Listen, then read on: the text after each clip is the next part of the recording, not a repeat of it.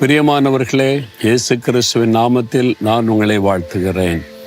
ஆண்டவர் இயேசு கிறிஸ்து இந்த நாளில் உங்களுக்கு ஒரு ஸ்பெஷலான காரியம் சொல்ல விரும்புகிறார்.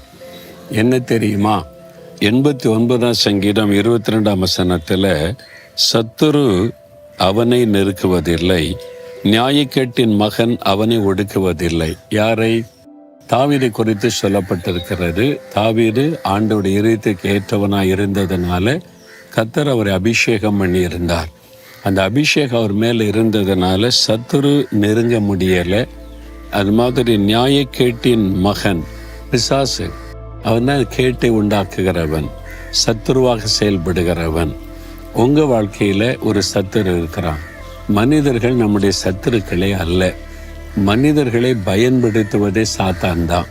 நமக்கு விரோதமான மனிதர்களை பயன்படுத்தி கேடான காரியத்தை செய்ய வைப்பது சாத்தான்.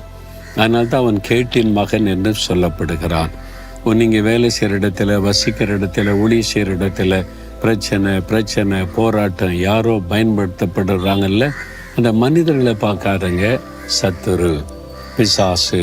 அந்த ஆண்டு சொல்கிறாரு, அவன் உன்னை மேற்கொள்வதில்லை, அவன் உன்னை சேதப்படுத்த முடியாது. எப்படி? ஏனென்றால் சாத்தானை ஜெயித்த இயேசு நம்மோடு இருக்கிறார். அந்த அபிஷேகம் நம்ம மேலே இருந்தால் சாத்தான் நம்ம கேடு உண்டாக்க முடியாது. தாவீதின் மேலே தேவன் தன்னுடைய பரிசுத்தாவின் அபிஷேகத்தை வைத்ததுனால கோலியாத்தை வீழ்த்த முடிந்தது, சத்துருவை ஜெயிக்க முடிந்தது. அவனுக்கு விரோதமாக எத்தனையோ முறை சத்துருக்கள் யுத்தம் பண்ண வந்தாங்க, தாவீதை ஜெயிக்க முடியலை. எல்லா யுத்தத்திலும் தாவீதுக்கு ஆண்டு ஜெயம் உண்டாக்கினார். ஏனென்றால் அவன் மேலே இருந்த அபிஷேகம். அப்போ ஆண்டவரே, என்னை உம்முடைய அபிஷேகத்தினால் நிரப்பும். கேட்டின் மகனாகிய பிசாசு, என் சத்துருவாகிய சாத்தான் என்னை சேதப்படுத்தாதபடி, என்னை மேற்கொள்ளாதபடி என்னை அபிஷேகம் பண்ணுன்னு கேளுங்க. அந்த அபிஷேகம் உங்களுக்குள்ள வந்துட்டா சாத்தானை பிசாசை சுலபமாக மேற்கொள்ளலாம். அவருக்கே தெரியும், நீங்கள் அபிஷேகம் பண்ணப்பட்டவங்கன்னா தூரத்தில் தான் நிற்பான். ஆவியானவருங்க மேலே இருக்கிறான்னு தெரிஞ்சிட்டாலே அவன் பயப்பட ஆரம்பிச்சிருவான். என்றால் ஆவியானவர் சாத்தானுக்கு விரோதமாய் கொடியேற்றி ஜெயிக்கிறவர்.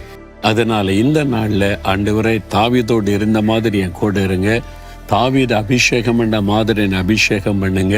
என் சத்துருவாகிய சாத்தான், எனக்கு கேடு உண்டாக்க நினைக்கிற பிசாசின் கிரியைகள் ஒன்றுமே என்னை மேற்கொள்வதில்லை.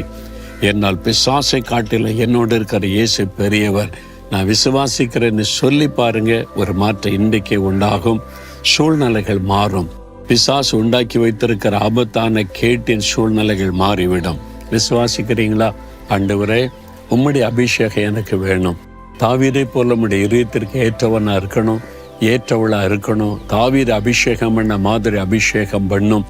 இந்த பொல்லாத சத்துருவாகிய சாத்தான், கேட்டின் மகனாகிய பிசாசு, எனக்கு கேடு உண்டாக செய்கிற சகல காரியங்களை இயேசுவின் நாமத்தில் விலகட்டும்.